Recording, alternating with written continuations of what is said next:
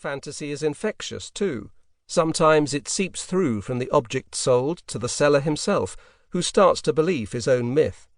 Indeed, some of the most successful art dealers have been those most firmly convinced of their own wonderfulness. Art dealing is about persuading people to buy things they want but don't need. That, of course, is the challenge confronting the entire luxury goods industry.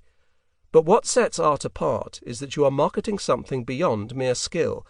You are marketing something intangible, unmeasurable, but infinitely desirable. Genius. It is the mystery ingredient inherent in the perception of art from the Renaissance onwards, but first identified and deployed in a big way by the Romantic movement. And it is no coincidence that the period when art starts being most boldly perceived as a matter of genius, in the 19th century, is the moment when art dealers start to flourish most significantly. Because genius is that gloriously unquantifiable value-adder. The price of a work of art is an index of pure irrational desire, wrote Robert Hughes, and nothing is more manipulable than desire. The buyer of the superb Cézanne Le Garçon au Gilet Rouge, which made a record-breaking price in the Goldschmidt's sale at Sotheby's in 1958, was revealed to be the great American collector Paul Mellon. To the question of whether he had paid too much, his answer was emphatic. You stand in front of a picture like that, and what is money? What indeed? Great art was being acknowledged as literally beyond price. It is an extension of the devotional metaphor. Art, for 21st century society, is the new religion. Buying art is like religious belief. It involves an act of faith. Trying to rationalize that process by a clinical analysis of the sum paid for a great work of art is as futile as the application of scientific reason to transcendent religious experience. It is, as Paul Mellon declares, irrelevant. That irrelevance, vouched for by a major and respected player in the top league of world wealth, was a glorious justification for art dealers to set their own prices for the best works. As the art market historian Gerald Reitlinger observed, the value placed on pure genius is limited only by the fluid capital available. You stand in front of a picture like that, and what is money?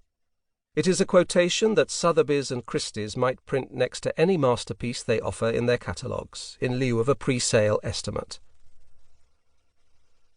The history of art dealing is different from the history of the art market. The key to art dealing, and to the history of its most significant exponents, is the personality of the art dealer. That is the theme of this book, a study of the fascinating band of men and women who devoted their imagination, ingenuity, and powers of persuasion to selling works of art.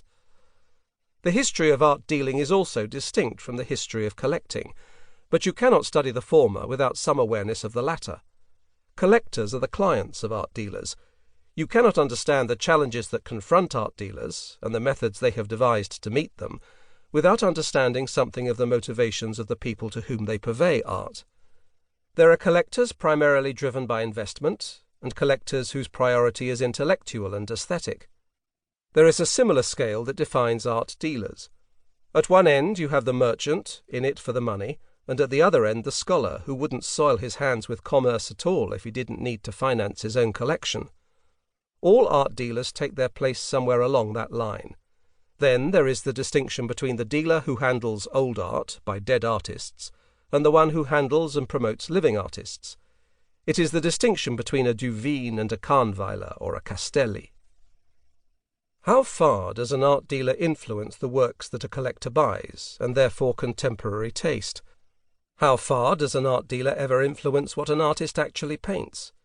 In their promotion of one artist or movement over another, how far has the history of art, and particularly modern art, been determined by art dealers? This book attempts answers to these questions.